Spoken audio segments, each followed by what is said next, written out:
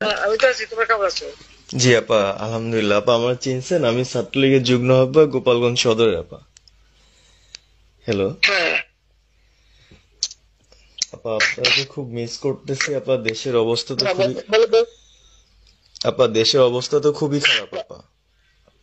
আমাদের খুবই খারাপ। সবার উপরে শুরু করছে এখন খুন করা।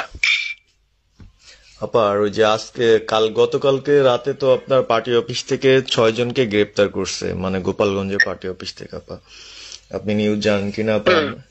আমরা তো বাড়িতে ঘুমাইতে পারতেছি না আপা। এটা প্রশাসন খুব মানে খারাপ করতেছে, যৌথ বাহিনী অভিযান করতেছে আপা, এই অবস্থা। হ্যালো। হ্যাঁ, ওখানে তো একজন শিবির আর একজন হলো ছাত্র দল, তাদেরকে বসাইছে এখন গোপালগঞ্জে। জি আপা, এটা আসলে গোপালগঞ্জে এখন আপা আমার আমার আসলে আপনার সাথে অনেকদিন ধরে কথা বলার ইচ্ছা ছিল, বাট আপনি ধরছেন, অনেক ধন্যবাদ আপা। আর আমাদের গোপালগঞ্জে একটা দিক নির্দেশনা দিবে এরকমের একজনকে একটু সেট করলে আমাদের জন্য ভালো হয়। আর দ্বিতীয়ত, তাহলে সারা বাংলাদেশের নেতাকর্মীরা হয়তোবা নামতে পারতো। হ্যাঁ, একজনের নাম বলবা, সাথে সাথে তাদের একটা মামলা দেবে এবং গ্রেপ্তার করে নেবে। ও, তাহলে তো ওইটা আসলে, তাহলে তো সেটাও তো আসলে, তাহলে আমাদের কোন দিকে যে যাব আপা আসলে। আহ, না, নিজেদেরই করতে হবে, যে জায়গায় যার অবস্থান থেকে কাজ করতে হবে। আপা আমার ইউনিয়ন হলো বুড়াশি ইউনিয়ন। এই যে আপনি যে নৌকায় করে চলতেন, মানে যে রাস্তা দিয়ে যেতেন। জি। আমি চিনি। জি আপা। তো যার যার এলাকা নিয়ে সে সে কাজ করতে হবে, আর সবাইকে সাবধান করতে হবে। আর ওই গোপালগঞ্জ যা বলছে, গোপালগঞ্জ যখন হাত দিচ্ছে, জি তো আপা। গোপালগঞ্জে যে হাত দেয় তার কিন্তু হাত পড়ে। জি আপা। জি আপা। জি জি তো গোপাল। গোপালগঞ্জে হাত দিলে এটা ভালো হবে না। জি আপা। আপা আপনি ভালো আছেন তো আপা? আমি ভালো আছি, আমি ঠিক আছে। আমি এই যে কথা বলছি সারা বাংলাদেশে, কারণ কালকেই প্রজ্ঞাপন দিছে। জি আপা। এনএসআই, র্যাব, ডিজিএফ সবাইকে রিপোর্ট, আইজিপি কে ডেকে ইউনুস বলে দিছে, মানে আওয়ামী লীগ, আওয়ামী লীগের সাবেক এমপি, বর্তমান এমপি, ভবিষ্যতে এমপি হতে পারে, জি আপা।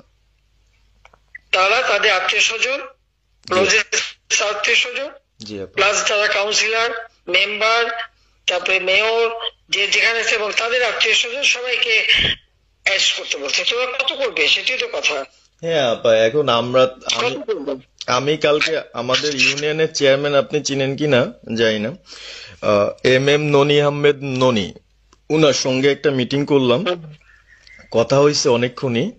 তো উনি দিক নির্দেশনা দিল, এবং কালকেই যাওয়ার কথা ছিল আমাদের একটা মিছিল নিয়ে, বুড়াশি ইউনিয়নের যারা ছাত্রলীগ করে কর্মী যারা আছে এদের নিয়ে আমরা একটা মিছিল নিয়ে যাওয়ার কথা ছিল। কিন্তু তার ভিতরই, মানে সন্ধ্যার পরে 7টায় প্রোগ্রামটা ছিল, আহ, তার ভিতরে নিউজ আসলো যে যৌথ বাহিনী অভিযান চলবে। তো আমরা গেলাম না। ওনারা যারা গেছিল, যাওয়ার পরে আপনার অ্যারেস্ট করলো। আর ওই যে পিছন দিয়ে যে গেটটা আছে না আপা, ওই গেট দিয়ে হয়তোবা 4-5 জন ধরেন যে চলে গেছিল বাইরে। এই অবস্থা।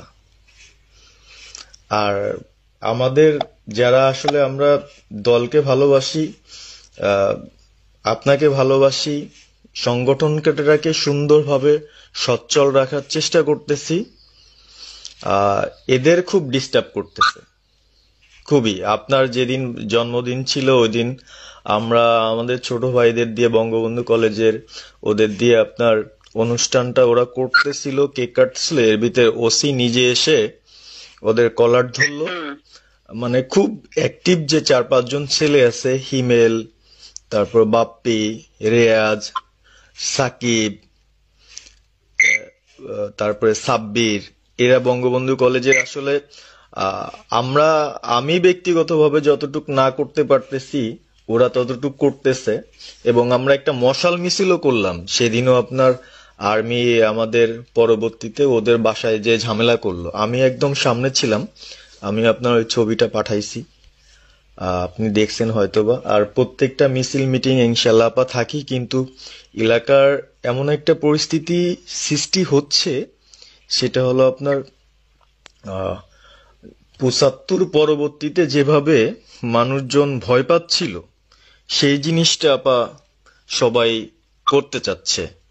মানে জোর করে আসো আমাদের দলে যোগ দাও, মানে দোকানে বসলে, চার দোকানে বসলে অনেক কিছু শোনা যায়, অনেক কিছু বোঝা যায়, কিন্তু এখন আমাদের দরকার সারা বাংলাদেশে, মানে আমার ক্ষুদ্র জ্ঞান থেকে বলতেছি, সারা বাংলাদেশে যে একটা সংগঠনটা চালাবে, আপনি সভাপতি থাকবেন এবং ভারপ্রাপ্ত যদি কাউকে কোনো দেওয়া যায় যাকে ভালো মনে করেন, তাহলে আমাদের সারা 64 জেলা।